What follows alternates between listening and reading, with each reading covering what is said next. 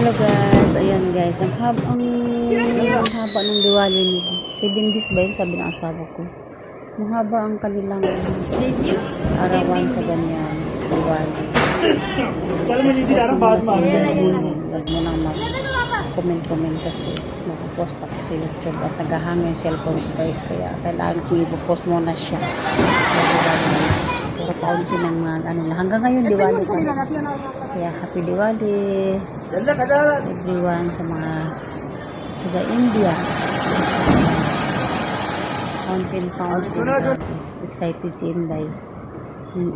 Kasi ganyan din naman sa Pilipinas dati. Kaso lang, wala na binanda. Kasi gawa nga ng madaming na-aksidente ng mga bata, mga tao.